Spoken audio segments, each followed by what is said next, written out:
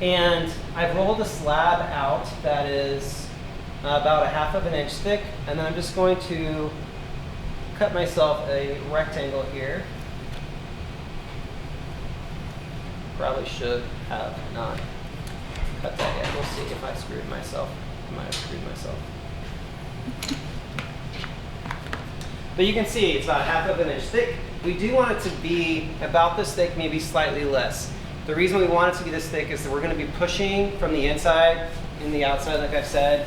And if you're too thin, you'll just push right through the wall.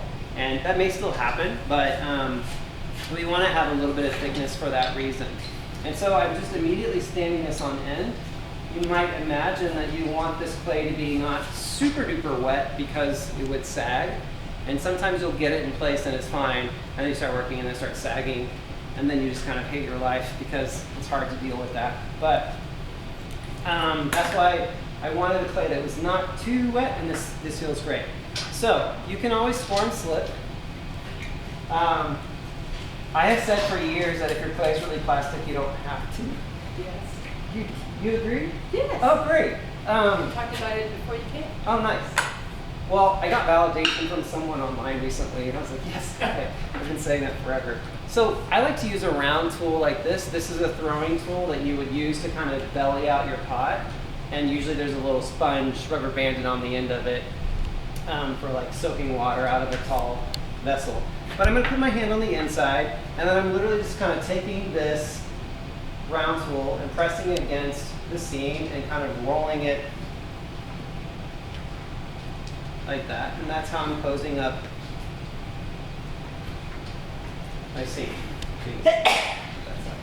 And then I can go inside, and I'm supporting out from the outside. And I'm just smoothing that way.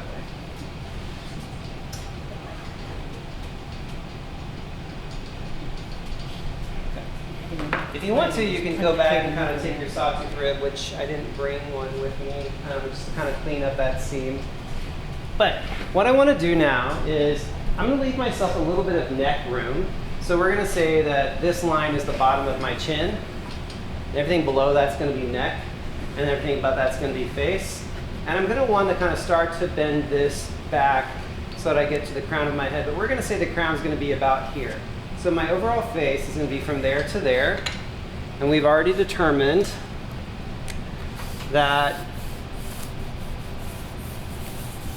this is the crown of the head and the chin. Our eyes are halfway through, which I didn't draw that line halfway through. It's a little higher. And then we determined that the bottom of the nose is going to be halfway between that space. Jason, you probably know these, right? Where do you say the mouth, the opening of the mouth is? There's some disagreement about this. And no two faces are. This is true. Exactly. These are general rules. Right. Yes. So for years I said halfway. I say it's 1/3. That's what I'm thinking. That's what it feels like. So kind of like here. Yeah. How many eyes wide is the head? It's 5. Five eyes wide. You got one eye in between, and you can see on the sides of your face. Something like that. Those are not spaced very well, but you know. And then, so do we know where the outside of the nostrils should line up? The right with the corner of the inner eye. You're getting a gold star for today. Yeah, so right with the corner of the inside of the eye is where the outside of your nostrils would be, and the outside of the mouth. It should line up like right with your iris, right? Right with the center of your eye. Somebody else. Pupil? Yeah, if you're looking straight forward, your pupil is the outside corner of your mouth. So the reason I'm drilling you on these things is we're going to translate that to that. And then if we want to talk about the ears, someone already said, this is the head from the side, okay? Somebody already said that your ears are kind of level with your nose. I go with like they're in between your lip and the bottom of your nose, and then they're kind of below your eyebrow. But you know, your ears keep growing as you age, so that's not always the same depending on your age. And then if you take the corner of your eye to the bottom of your chin and you swing that backwards, you get the back of the ear. This is a nice way to find that. Everyone do it now, touch your face. Touch your face. Here. Swing it down. Yeah. So when you're working, I like to really advocate for good ergonomics. I want you to be eye level with your piece. So if you're sitting in a chair and your piece is not high enough, get something underneath it to raise it up. Otherwise, we'll be doing this the whole time. So I'm going to just kind of mark myself, my middle line for my nose, and 1/3 for my mouth, which just looks like that. Okay.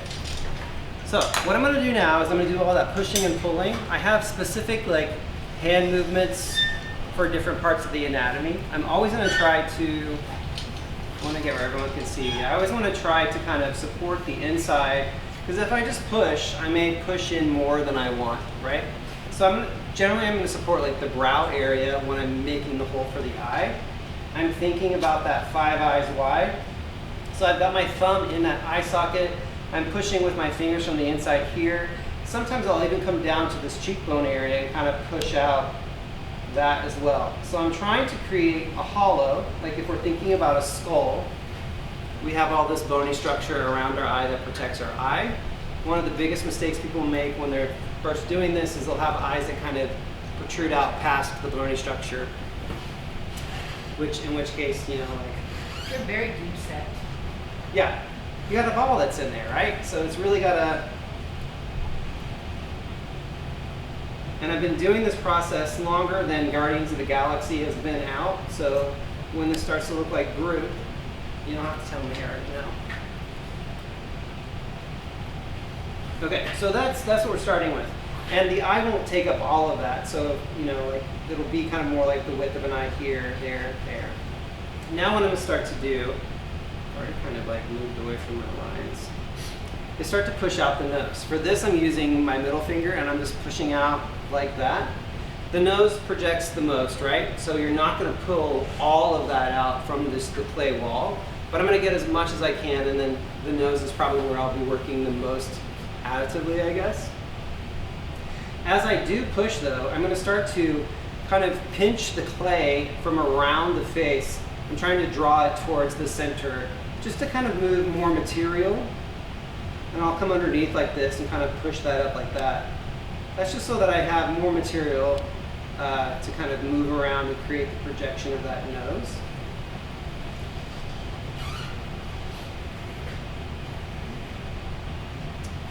And then we go to make, oh, you guys didn't tell me I put that like a ½ inch too high. The nose should come all the way down here.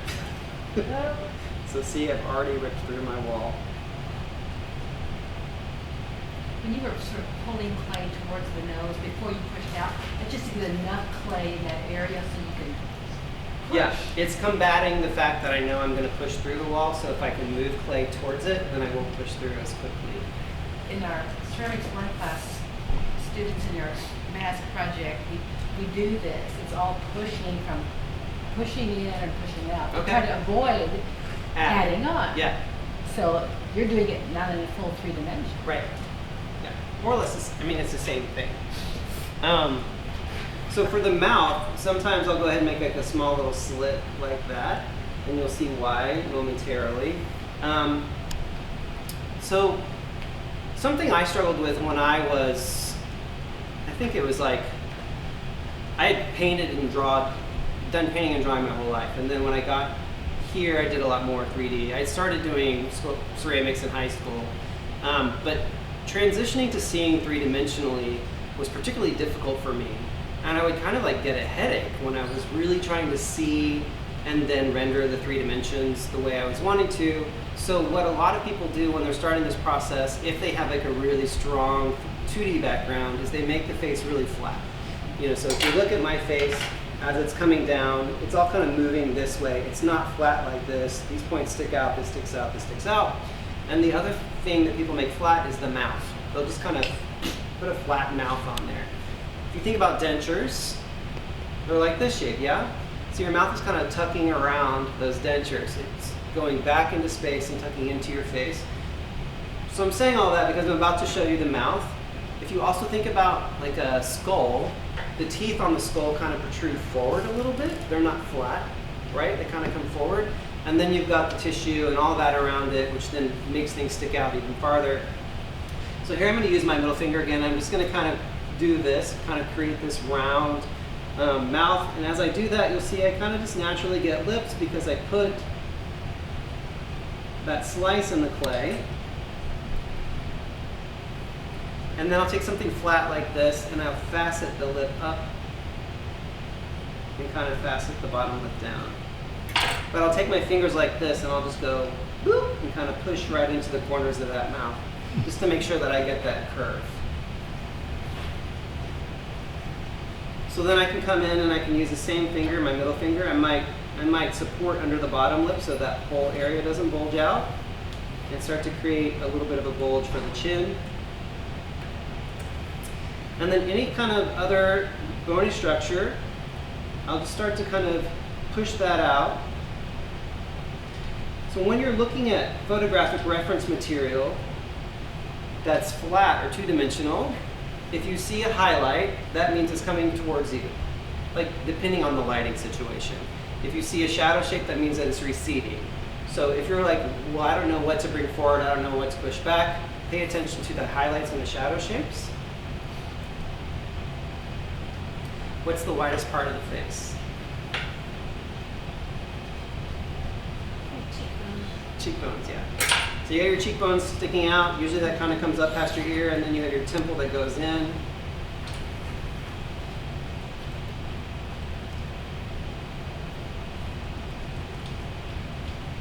Do you have trouble making both sides of the face? When I'm painting, I have a problem.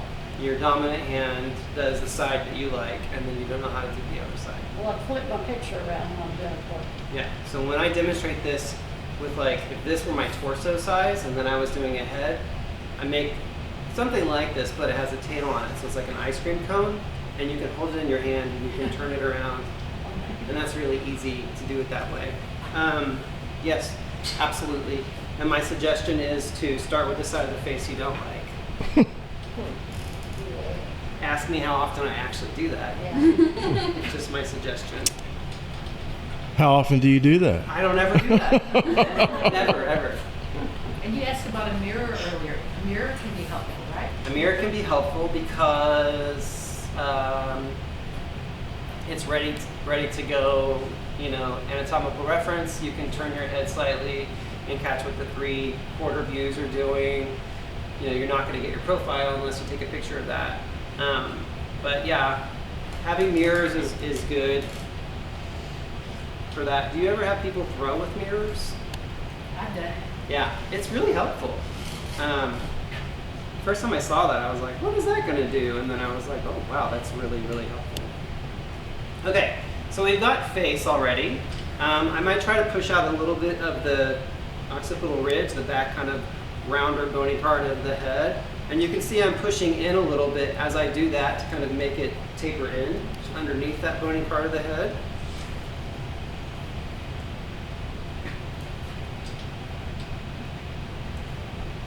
So it looks like you're pushing that in, comparing it to the front of the face. And then about where the nose is, I'm looking at how to draw a line from front to back if they were kind of reference. Yeah. I think it's a little higher than the bottom of your nose. Just a little bit maybe. And this is why you want to kind of have clay that's a little drier so that when you start to paddle it, it really compresses in on itself and it doesn't just decide to sag or fight you. You can also, at this point, and at any point, you feel like you need to take a dart out.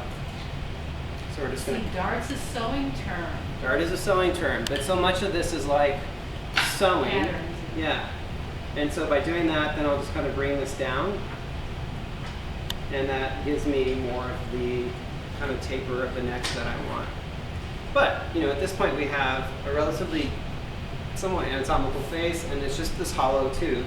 I'm going to flip this upside down so I can kind of start to bring this in. How many of you are wheel throwers? Just one? What did you say? Wheel throwers on the potter's wheel? Oh. Okay. So when you want a pot to come in, you do this, right? You collar it. The hand building version of that is where you're taking a finger and a thumb on either side of the wall and you're just kind of pushing it together slowly. That's making those clay particles come together and making the overall opening smaller. So I'm just flipping this around so I don't have to sit there and paddle for a long time. I could also do more darting if I wanted to. So you're not thinning it at this stage, you're just trying to relocate it? Yeah, I'm making this opening on the bottom smaller by pushing the clay together. If your hands are too far apart, it'll just buckle the clay. So they need to be somewhat close together and do very small movements like that. Kind of like small pleating. Like what? Pleating. Sewing, you like, so Oh. you have to move the fabric over on itself. Yeah, yeah. But without actually pleating. Yeah. So I'm noticing like how much space I have here. I probably want a little bit more space there, but I will be adding some clay to the chin, in an additive way, so I think that will be okay. Okay, so I'm gonna start with that, see what I get. So, I have this tool that's called an eye tool. It's made by a sculptor named Philippe Farreau. You can buy it on his website. I think Amazon sells it now, but they only sell them in plastic now, not wood. But it's a really nice tool for kind of creating the curvature of the eye. It's also a nice little fingernail tool. It can create teeth as well.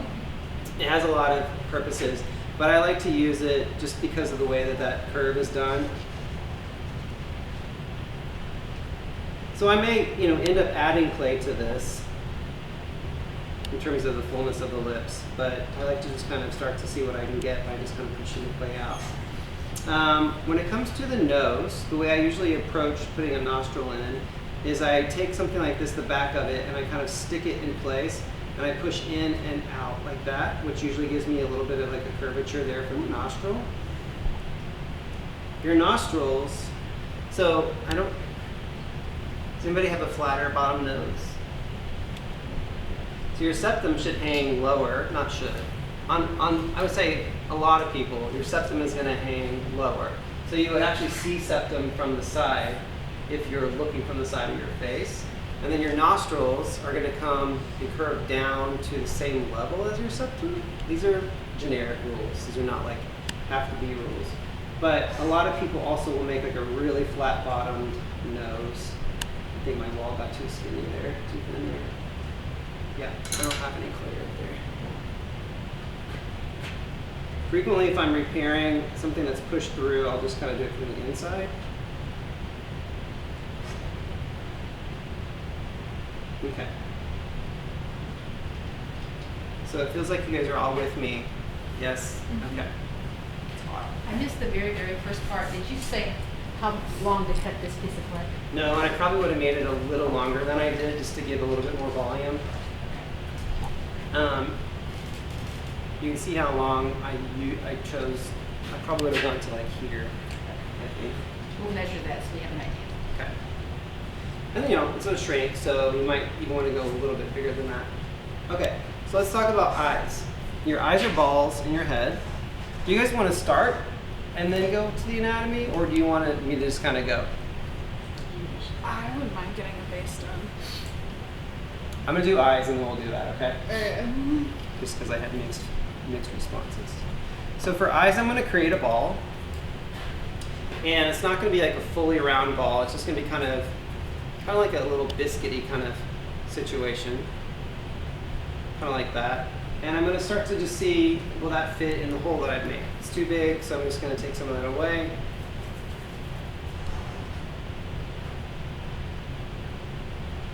What we really want to make sure of is that it's not so big, like I was saying earlier, that it protrudes out past the bony part of the face. You should be able to put like an implement over those bony parts and not touch your eyeball. So if you do that and you're touching eyeball, you need to kind of push this area out or maybe make this a little bit smaller. And then this is where I use my eye tool to really kind of push, kind of flatten it out a little bit, and then I push it back into the corners. We want to see the curvature of the eye. And you guys have these wooden tools that you can use for that. They're not quite as wide, but they'll work just as well. Anything that's curved like that, you might just have a few more marks to clean up. When I do this, I want to make sure that I'm not slamming the ball against the bridge of the nose. That's going to make your eyes look like they're too close together. We're still trying to make sure that we have room for a whole eyeball width to be in between the two eyes. And then your eyeball itself kind of sits in your head like not flat. So if this is my forehead and then my eyelid and my eye, there's the nose. So forehead, here's the eye, here's the eyeball. It's sort of curving back, so the bottom of your eye sits farther back than the front of your eye. It's not sitting like flat or straight up and down in your head. It's kind of sitting like this slightly. So once I've got that in there, I don't usually score and slip that in because I'm going to be putting eyelids on there that will hold it in place, but you could do that if you wanted. If I erase this, can you guys still see? Oh, I can't go higher. Never mind. You can go one more higher. No, because it has to be attached in here. Oh yeah, to hold it still. Yeah, otherwise it would fall over.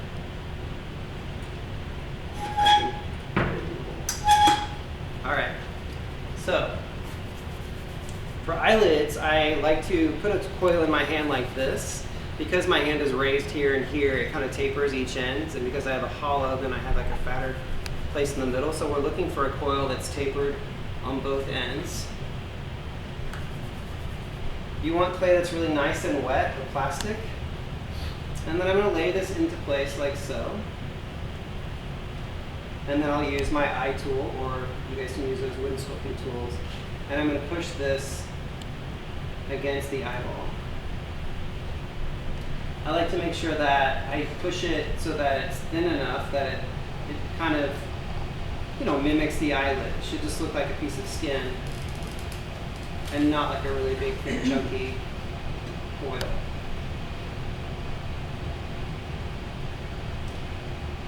I will be adding more kind of bony structure and fat deposits around the face, so it will look a little less hollow.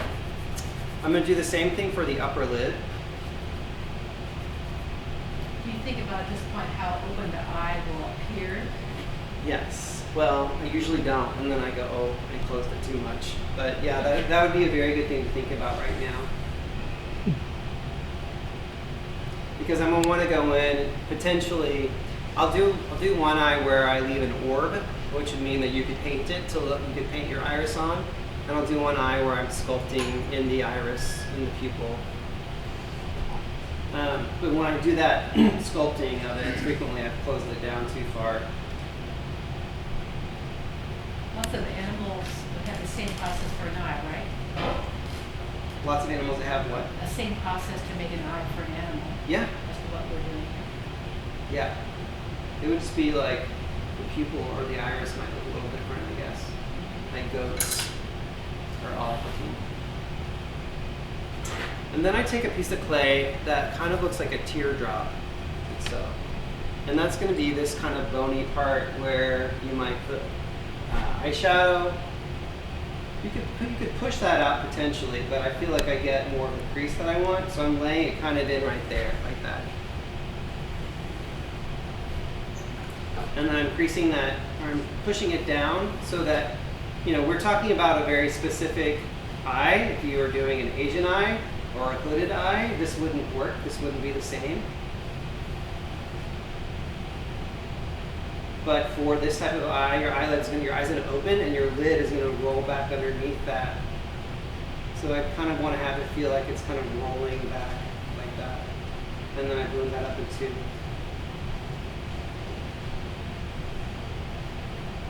On the top of that is where one would have their eyebrow then, Yeah. hairs? Well, kind of here and then there. So this is the bony part that's kind of underneath your eyebrow, I guess. This is where when I was an esthetician, I'd be ripping the hairs out of your face.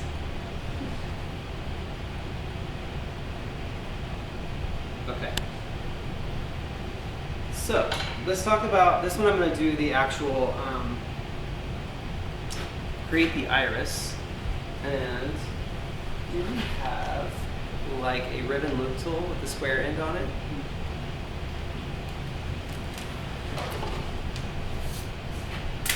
This is my scoring tool. It's just a bunch of bamboo skewers taped together. I like it because I get nice deep score marks that are easy to get. Creates lots of That look surface right area. enough? That would be great. Thank you. So when I'm doing this on a small scale head, I would literally just use the end of this to push in the clay to create the iris. But I have to work subtractively here with this being the size it is.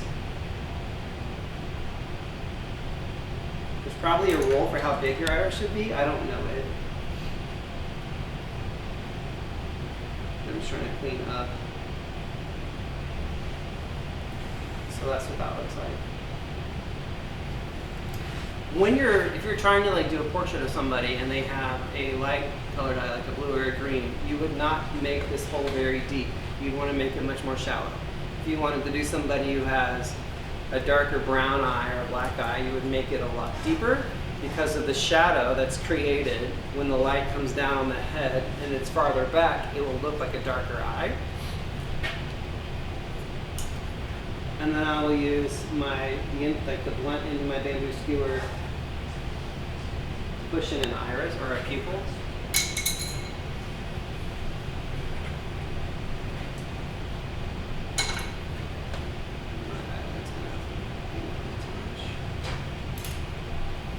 I can't hold that tool apparently.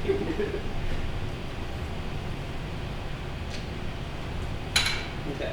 And then you can take a small piece of clay. This is like how the monument sculptors do it.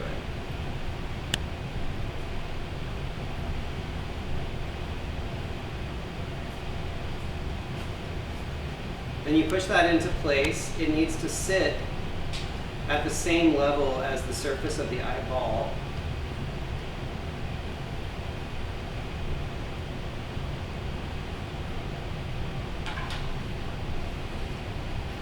Doesn't look great, but that's supposed to act as like the glint of light on your eye. I think Michelangelo's David has that. Yeah, we talked, and he taught me how to do this.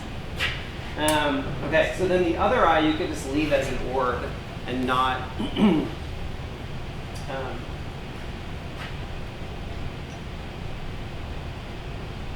carve it out. Another way of doing eyes would be where you just kind of push from the inside forward like this. So we're not adding the ball of clay.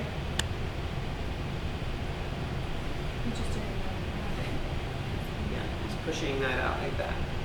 And then I would use something like my eye tool and actually push into that bit of slab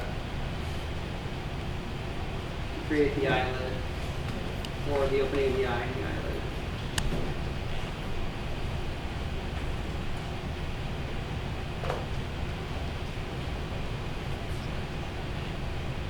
So you're not adding your little cigar shapes now. You're actually pushing in, and the cigar shapes remain.